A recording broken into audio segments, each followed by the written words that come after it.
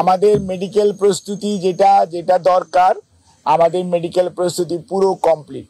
আমরা কোন হসপিটালে নিব কি নিব, আমরা আমেরিকা এবং ইউকেতে দুটি হসপিটালে আমরা সবকিছু আমরা কনসালটেন্ট থেকে শুরু করে সবকিছু আমরা ফাইনাল করে রেখেছি। আমরা কিভাবে নিব সেটাও আমরা ঠিক করে রেখেছি। আইনগত যে জটিলতা আছে সেটা বর্তমান সরকারের যারা আইনের সাথে সম্পৃক্ত তাদের সাথেও আমরা কথা বলেছি। কাজে এটা হচ্ছে এখনকার জাস্ট ওনার শারীরিক সুস্থতা আর ওনাকে নিয়ে যাওয়া, এটার উপরেই এটা নির্ভর করে। আজকে এই মুহূর্তে হয়তো সম্ভব, কিন্তু দেখা যাচ্ছে যে আগামীকালকে বা পরশু দিনের মধ্যেই ওই কয়েক ঘন্টার পরেই ওনার যে প্রত্যেকটা, আপনাকে বুঝতে হবে যে হার্ট একটা ভাইটাল অর্গান, লিভার একটা ভাইটাল অর্গান, কিডনি একটা ভাইটাল অর্গান, এই সমস্ত অর্গানগুলোর যে সমস্ত কাজ একটু যদি এদিক সেদিক হয় তখনই দেখা যাচ্ছে যে আপনার বিভিন্ন ধরনের জটিলতা হয়। আপনি যখন একটা ভালো মানুষ প্লেনে ওঠার সময় মানে যে স্পিড যায়, নামতে যায়, তখন হার্টের মধ্যে যে প্যালপিটেশন হয়, এটি একটা অসুস্থ মানুষ কতটুকু গ্রহণ করতে পারে। যে বাম্পিং হয়, আপনারা খেয়াল করছেন, বড় প্লেনে হয়তো কম বাম্পিং হয়, তারপরেও তো হয়। কাজেই আপনাকে একটা নেগেটিভ প্রেশার হয়, এই নেগেটিভ প্রেশার প্রত্যেকটা জিনিসই আপনাকে মাথায় রাখতে হবে। ওনার স্ট্যান্টিং করা আছে, ওনার লিভারের মধ্যে স্ট্যান্টিং করা আছে, ওনার শারীরিক জটিলতা এরকম আছে। কাজেই সব কিছু মিলিয়ে ওনার শারীরিক সুস্থতাটা হচ্ছে নাম্বার ওয়ান প্রায়োরিটি। কারণ আমরা এই জন্যই মেডিকেল বোর্ড যখনই ফিল করবে ইয়েস ওনাকে ট্রান্সপোর্টেবল, আমরা ঠিক তখনই ইনশাল্লাহ আমরা ওনাকে নিয়ে যাব।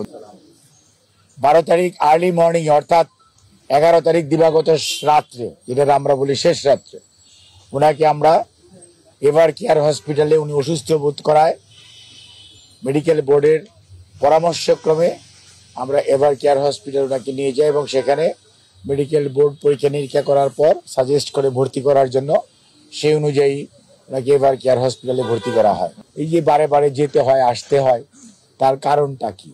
কারণটা হচ্ছে ওনার ক্রনিক লিভার ডিজিজ, এমন একটা ডিজিজ আমরা বলেছি যে ওনাকে সংকট থেকে উত্তরণের জন্য টিপস যে প্রসিডিওরটা জন হপকিন্সের চিকিৎসকরা করে দিয়ে গিয়েছেন, সেটা করার পরিপ্রেক্ষিতে উনি সাময়িকভাবে কিছুদিন সুস্থ থাকেন, তারপরে উনি আবার অসুস্থ হয়ে যান।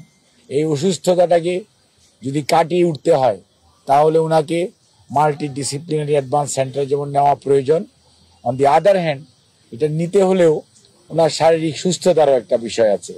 যতই দিন যাচ্ছে ওনার শারীরিক সুস্থতা সত্যিকার অর্থে একটু প্রত্যেকটা ডিজিজ ক্রমান্বয়ে বাড়ছে, যার জন্য ওনার শারীরিক সুস্থতা কখনো কখনো দেখা যাচ্ছে উনি বেশ ভালো আছে এবং অল্প একটুতেই দেখা যাচ্ছে উনি শারীরিকভাবে অসুস্থ বোধ করেন। যার জন্য যখন আপনি প্লেনে টেক অফ করবেন, ল্যান্ডিং করবেন, প্লেনে যখন থাকবেন, একটা নেগেটিভ প্রেশার থাকে।